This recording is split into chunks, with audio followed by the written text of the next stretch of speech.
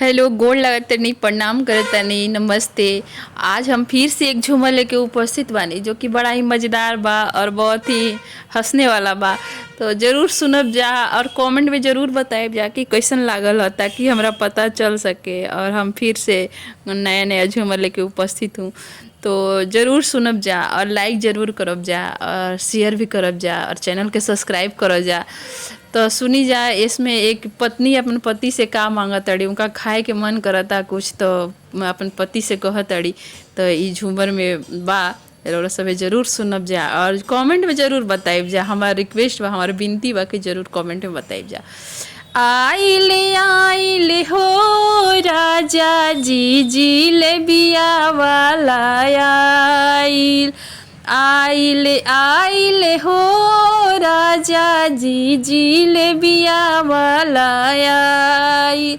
जब तू राजा जी, जी ले बिया न खियब, जब तू राजा जी, जी ले बिया न खियब, मारबे हो राजा जी, उठा के डंटा मारबे हो राजा जी, उठा के डंटा मार। आइले आइले हो राजा जी, जी ले बिया वाला आइल। आइले हो राजा जी, रसगुल्ला वाला आइल। जब तू राजा जी रसगुल्ला ना खरीदेब, मारबे हो राजा जी, उठा के डंटा मारबे हो राजा जी, उठा के डंटा मारब। आइले आइले हो राजा जी, गोलगप्पा वाला आइल। आइले हो राजा जी, गोलगप्पा वाला आइल।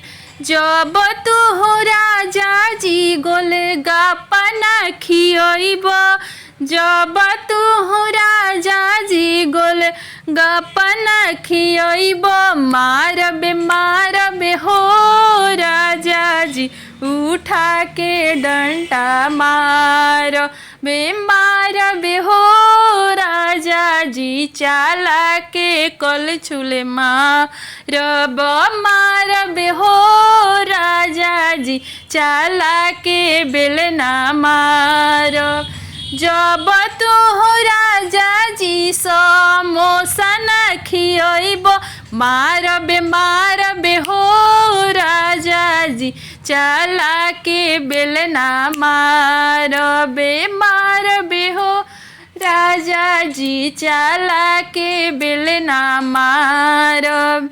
आइले आइले हो राजा जी, जिलेबी वाला आइल। आइले हो राजा जी, रसगुल्ला वाला आइल। जब तू राजा जी जिलेबिया खियब, जब तू राजा जी रसगुल्ला खियब, लागबे हो राजा जी, सोहर के गोड़वा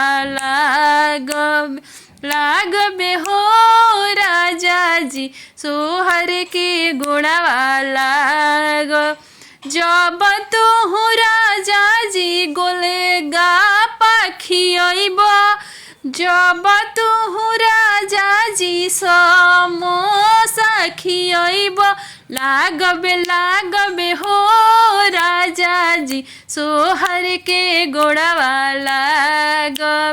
लागबे हो राजा जी, सोहर के गोड़वा लागबे। आइले हो राजा जी, जिलेबिया वाला आइले हो राजा जी, रसगुल्ला वाला आइल।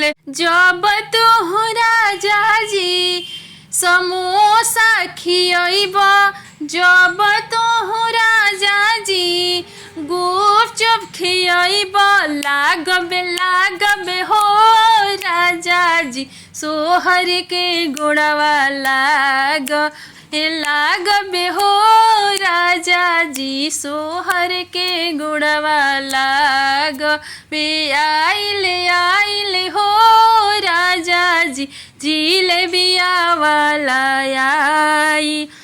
आइल हो राजा जी रसगुल्ला वाला